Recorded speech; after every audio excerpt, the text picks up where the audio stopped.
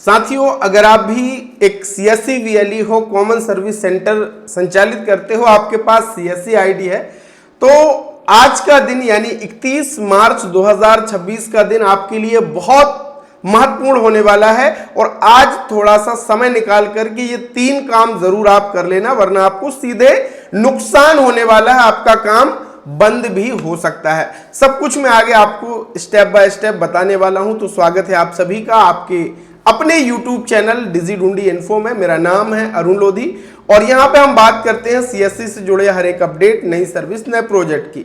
अगर आपने नया सीएससी सेंटर खोला है तो साथियों आपके लिए हमने सीएससी फ्री कोर्स शुरू किया है। डिस्क्रिप्शन में डिजिढूंढी इन्फो ऐप का लिंक है, वहां पे जाकर के आप बहुत कुछ फ्री में सीख सकते हो। लाइव चैट का ऑप्शन है, तो कोई भी दिक्कत आए तो स्क्रीनशॉट के साथ व्हाट्सएप की तरह ही आप वहां पे चैट भी कर सकते हो। तो चलिए शुरू करते हैं और सबसे पहले बात कर लेते हैं कि अगर आप एक सीएससी वीएलई हो या फिर सीएससी ऑपरेटर हो तो आपको पहली फुर्सत में काम यह करना है कि सीएससी वीएलई ऑपरेटर को अपनी जो मैंडेटरी केवाईसी है वो कंप्लीट करनी है। यानी यहां पे आपको ऑप्शन दिया गया है mandatory KYC for VLE and operators.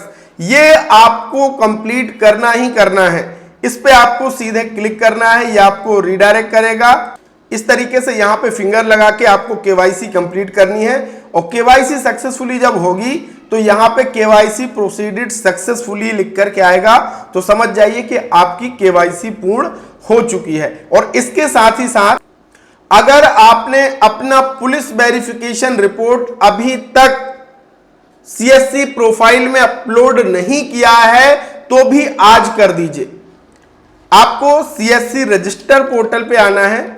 आप यहां पे सीएससी रजिस्टर पोर्टल सर्च कीजिए, यहां पे आपको पहली लिंक पे ही क्लिक करना है। यहां पे माय अकाउंट पे आप क्लिक करना, अपना सीएससी आईडी डाल के फिंगरप्रिंट लगा के, और यहां पे आपको अपना पुलिस वेरिफिकेशन अपलोड कर ही देना है, वरना आपकी सीएससी आईडी बंद हो सकती है। यहां पे स्पष्ट लिखा है कि भैया जो अपलोड नहीं करेंगे उनकी आईडी जल्दी डिसेबल कर दी जाएगी। तो आपका काम ना रुके तो पहली 2 चीजें आपको करनी है। दूसरा काम आपको क्या करना है साथियों, ये काम है आपके पैसे से जुड़ा हुआ, यानी आपका अधिक पैसा लग जाएगा अगर आप डिले करते हैं, आपका काम भी रुक जाएगा। अगर आपने अभी तक अपना डिजिटल सिग्नेचर सर्टिफिकेट नहीं बनवाया है तो बिना इसके तो आप आय प्रमाण पत्र, मूल्यवासी, बर्थ सर्टिफिकेट या फिर डॉक्यूमेंट साइनिंग का काम आप करते हैं वो नहीं कर पाएंगे। अगर आप इनकम टैक्स रिटर्न फाइल करते हैं वो भी नहीं कर पाएंगे। टेंडर वगैरह फाइल करते हैं वो भी नहीं कर पाएंगे।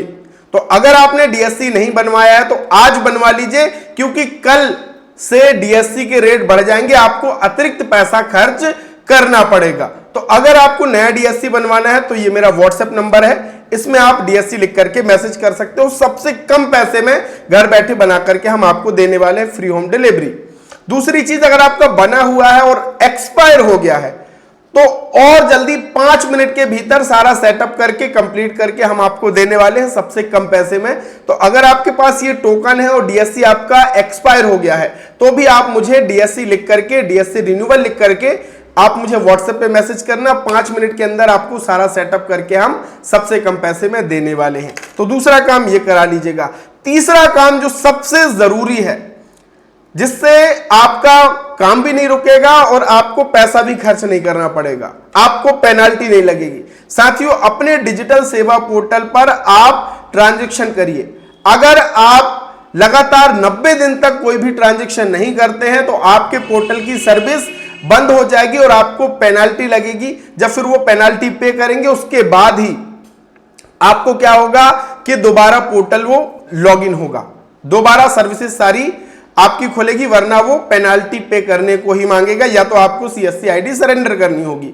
तो अगर आपने पिछले 3 महीने में कोई भी ट्रांजैक्शन नहीं किया है तो आज डिजिटल सेवा पोर्टल के जरिए कोई भी एक ट्रांजैक्शन करके अपनी आईडी को जरूर एक्टिव कर लीजिएगा। कुछ भी आप बिल पेमेंट कर सकते हैं, वॉलेट, किसी का फोन पे, मोबाइल, कुछ भी रिचार्ज करके आप अपने डिजिटल सेवा पोर्टल को एक्टिव कर लीजिए ताकि आपका आईडी जो है वो बंद ना हो।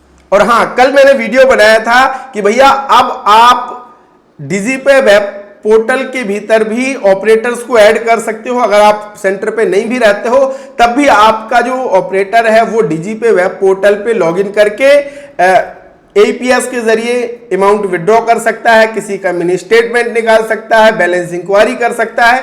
इसको लेकर के कंप्लीट वीडियो मैंने कल बनाया है, उसको जाकर के देख लीजिए।